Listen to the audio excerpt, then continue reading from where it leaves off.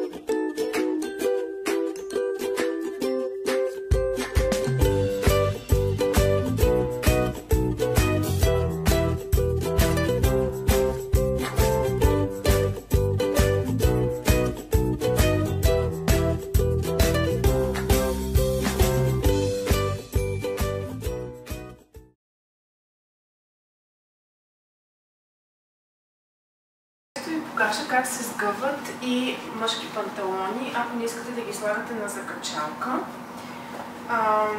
Аз все още не съм сигурна дали тези на Антон ще са на закачалка или не. Но това, което правите е първо, те не се обръщат така, а с задната страна, като ето така ги избутвате, за да може тази част да си остане изправена. Когато ги избутате така, издърпвате тази стърчащата част навънка и изпъвате хубаво крачолите, като се опитате така да ги изправите, да изгладите ръбчетата. Стърчащата част трябва да се прегъне, защото когато и каквото и да сгъваме, ние целим то да е по-скоро да клони към фигурата правоъгълник, отколкото да има такава различна форма с стърчащи неща навсякъде. Така, сгъваме на 2, като сме прибрали стърчащата форма. След това отново се сгъва на 3,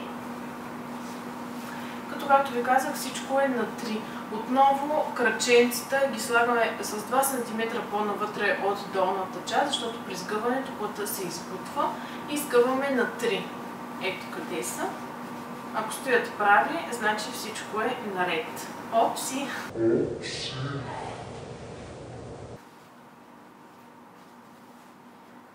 Просто в момента няма как да заставим.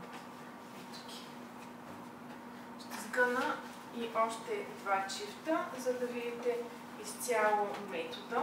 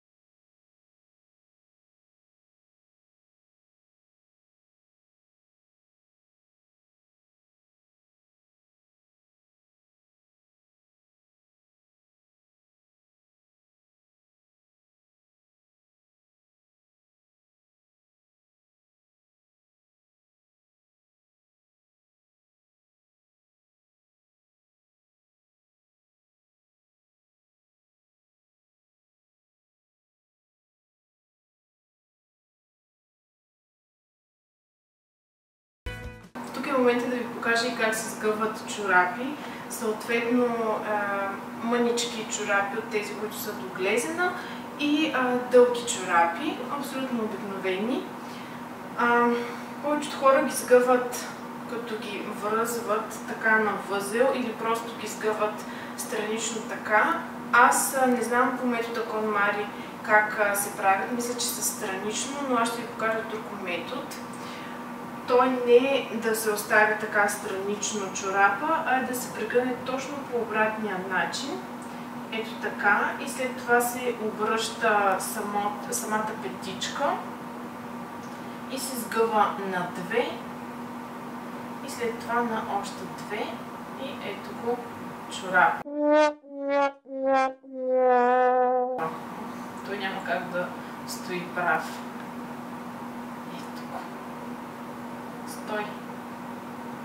Ето го и всъщност така се подреждат по 2 по 2.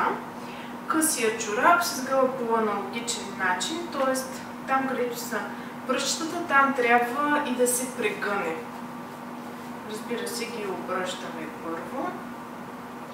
Изправяме петичката, ето къде, и тя ги сгъваме на 2. За да може да са със същата височина, с която са другите чорапки. Видеомоментът е за дамската част, именно за вас, дами. Как да си сгънете дрехите по метода KonMari ще ви покажа сега. Той е абсолютно аналогичен на метода при мъжките дрехи, като сега ще започнем, тъй като хванах ето тези дънки. Това са моите дрехи. Няма много дрехи тук, тъй като знаете как е, като се изнасяш и няма много място за дрехи, така че трябва да си купя всичко от тук, което пък е супер яко. Започваме с тези дънки, като отново се сгъват на две по дължина. Външната страна трябва да е от външния край или този край, който виждаме в момента. Като абсолютно по същия начин изпъваме ги хубаво, сгъваме тази стърчаща част навътре, така че дънките да приличат на първоъгълник и сгъваме на две. Изправяме отново и сгъваме на 3. Ето ги. Това са дънките. Сега ще сгъна абсолютно всичките ми панталони по този начин.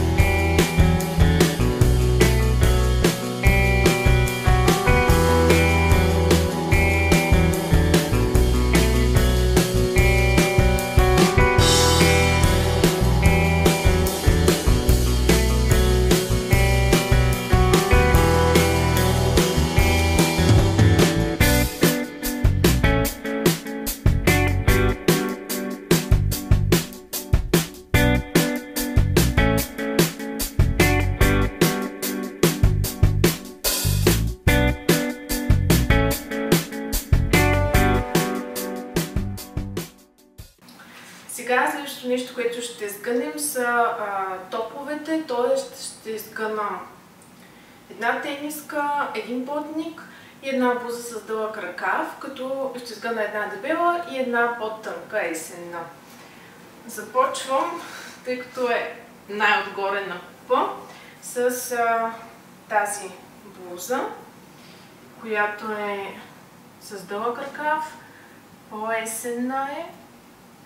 Аз обичам, когато си подреждам дрехите или откакто си подреждам дрехите по този метод, да ги отделям на един шкаф само с тениски и с къс ръкав и след това в един друг шкаф, в по-долния шкаф, обичам да слагам блузите с дълъг ръкав и евентуално при тях или по-отдолу са ми плетените блузи или зимните блузи. Логиката отново е същата както при мъжките. Сгъваме на 3 и после пак на 3, като в момента сгънахме на 3 първи път. Изпъваме ръкавите, всичко изгъваме на 2.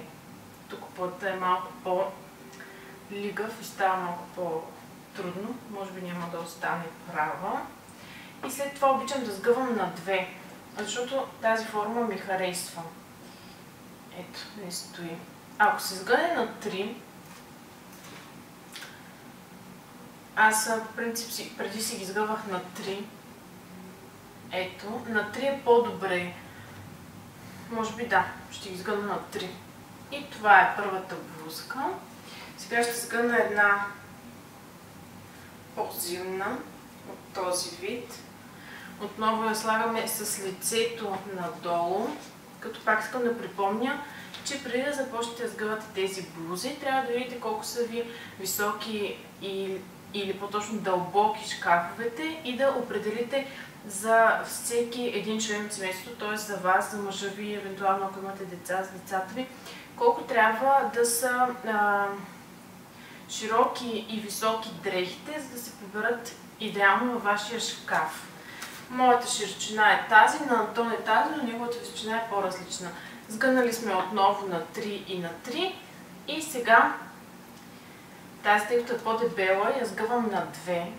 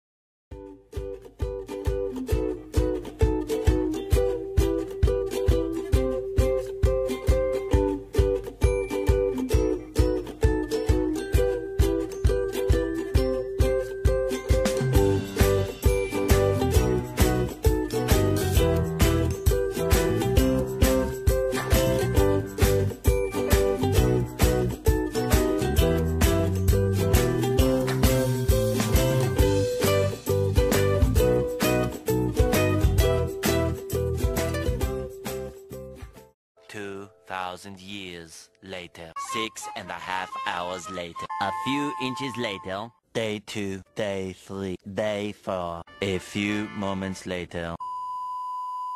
1 eternity later. 3 days later. 12 seconds later. 3:28 a.m. 3 weeks later. Many months later. So much later that the old narrator got tired of waiting and they had to hire a new one. Tomorrow. Tomorrow for sure. Eventually.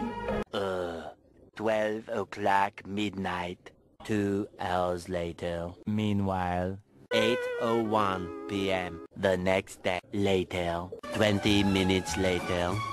6 hours later. Several bad puns later. 1 hour later. 2 hours later. 3 hours later. И така, след известно време сгъване, искам да ви покажа. Това е крайният резултат, като в тези двете чекмеджета си държа гримове и козметика. Тук, както виждате, са подредени по цветове, бельо, спално бельо и тук са подредени различни тениски. Отново всичко е по цветове. Дънки и разни панталони, блузите,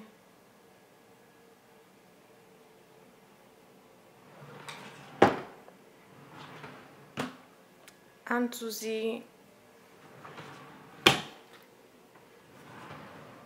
дънки. И това беше всичко от мен. Надявам се видеото да ви е било полезно и наистина се надявам и ви препоръчвам да пробвате метода KonMari, защото ще преобърне живота ви тотално. Ако това видео ви е било полезно, покажете ми с едно палче нагоре. Абонирайте се за мен, ако искате да получавате подобни и най-различни видеа. Ето тук може да се абонирате за мен, а ето тук може да гледате предходното ми видео.